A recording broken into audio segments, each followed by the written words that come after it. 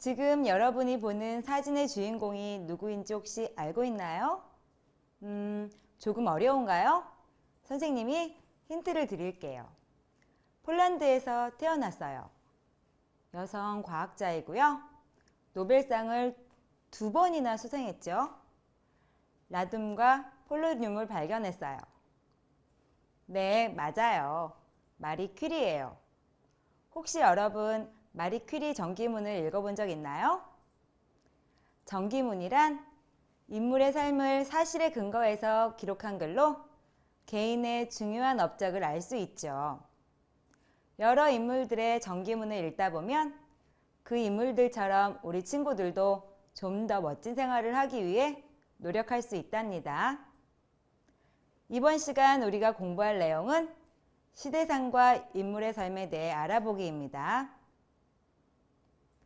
언제나 중요한 내용만을 간추려서 알려주는 오늘의 핵심 콕콕!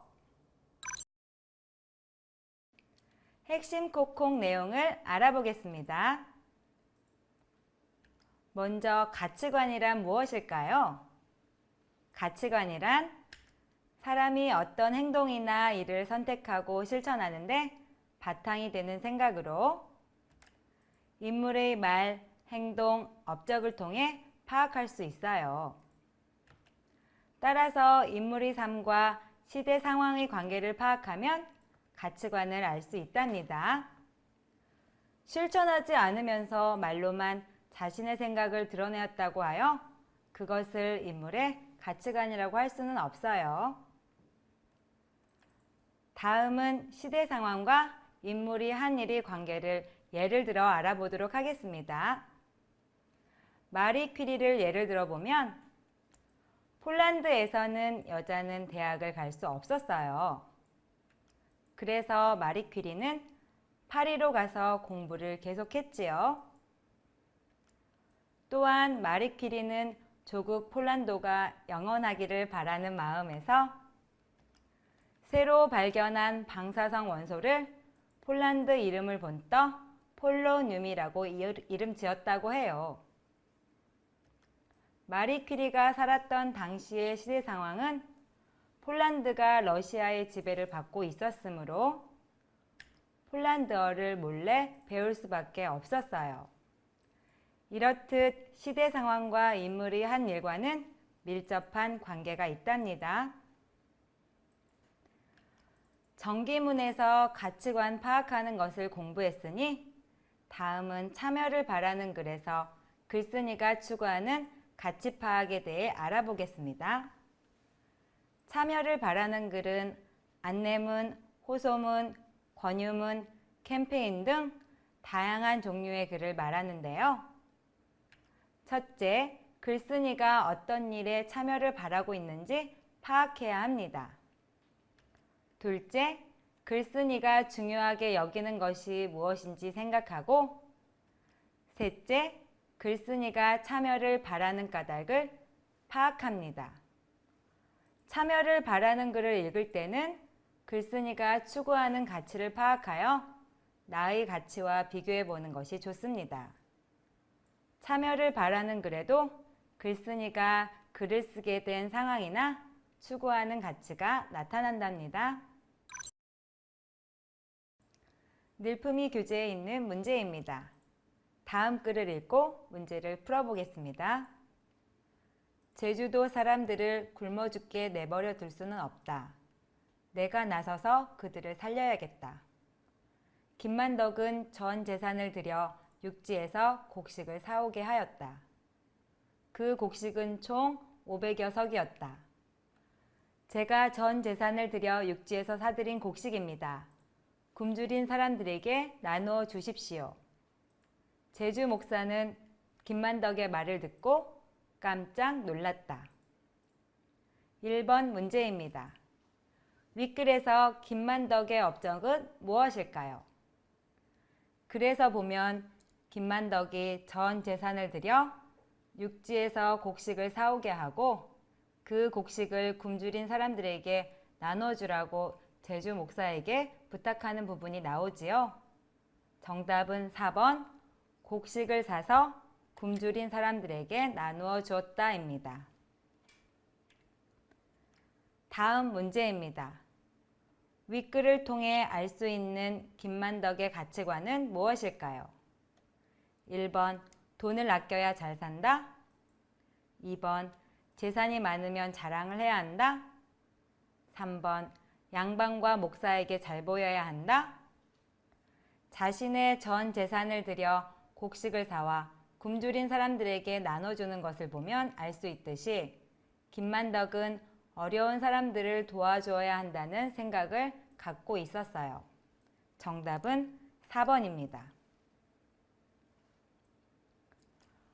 3번 문제입니다. 알베르트가 고기 수프를 먹으려고 하지 않은 까닭은 무엇일까요? 지문을 읽어보겠습니다. 그런데 어찌된 일인지 몸집이 작은 알베르트가 훨씬 더 크고 힘이 세어 보이는 게오르크의 무릎 밑으로 뛰어 들어가자 게오르크는 힘없이 벌렁 넘어졌다. 자, 어때 게오르크야? 내가 이겼지? 힘이 쑥 빠진 게오르크는 넘어져 눌린 채 원망스러운 듯 변명하였다. 그야 당연하지. 나도 말이야. 너처럼 일주일에 2번씩 저녁 식사에 근사한 고기 수프를 먹는다면 절대로 질 턱이 없어. 안 그래? 3번 문제입니다. 알베르트가 고기 수프를 먹으려고 하지 않은 까닭은 무엇일까요? 다 같이 글을 먼저 읽어보겠습니다. 그런데 어찌된 일인지 몸집이 작은 알베르트가 훨씬 더 크고 힘이 세어 보이는 게오르크의 무릎 밑으로 뛰어 들어가자 게오르크는 힘없이 벌렁 넘어졌다. 자, 어때 게오르크야? 내가 이겼지? 힘이 빠진 게오르크는 넘어져 눌린 채 원망스러운 듯 변명하였다. 그야 당연하지. 나도 말이야. 너처럼 일주일에 2번씩 저녁 식사에 근사한 고기 수프를 먹는다면 절대로 질 턱이 없어. 안 그래? 같은 사람인데 왜 입고 먹고 자는 것이 달라야 하지? 나만 사치스럽게 사는 것은 싫어. 마을 아이들과 친구가 되고 싶어. 알베르트는 이제 고기 수프를 입에 대려고 하지 않았으며 또래 아이들처럼 허름하고 헐렁한 옷을 입고 다녔다.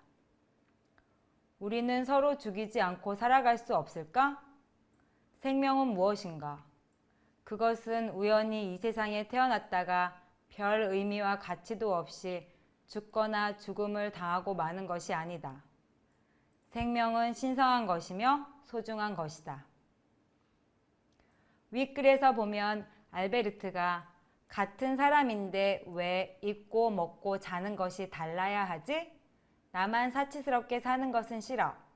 마을 아이들과 친구가 되고 싶어 라고 생각한 부분이 나오지요. 알베르트가 고기 수프를 먹으려고 하지 않은 까닭은 살을 빼기 위해서도 고기 수프를 싫어해서도 게오르크와의 싸움에 이겨서도 아니에요. 자신만 사치스럽게 사는 것이 싫어서였답니다. 정답은 4번. 다음 문제입니다. 다음 글에서 글쓴이가 추구하는 가치는 무엇일까요? 어제 무엇을 먹었는지 떠올려 보자. 채소를 얼마나 먹었는가? 기름지고 열량이 높은 육류나 즉석 음식을 많이 먹지는 않았는가? 고단백, 고지방의 식사 습관은 대장암과 같은 서구형 질병을 가져왔다. 식탁 위에 작은 변화를 일으키라. 육류를 피하고 식물성 음식을 많이 섭취하라. 채식을 선택하는 순간 당신은 앞으로 건강한 삶을 살게 될 것이다. 그래서 보면 식탁 위에 작은 변화, 육류를 피하고 식물성 음식을 많이 섭취하라 라는 부분이 나오지요. 정답은 2번 식물성 음식을 많이 먹자입니다. 여러분은 어떤가요? 혹시 육류나 즉석 음식만 너무 많이 먹는 거 아니죠? 선생님은 여러분을 믿어요. 골고루 잘 먹어야 건강하답니다. 5번 문제입니다. 글을 같이 읽어보겠습니다. 단지 1시간 전등 스위치를 내리기만 해도 여러분은 지구를 구할 수 있습니다.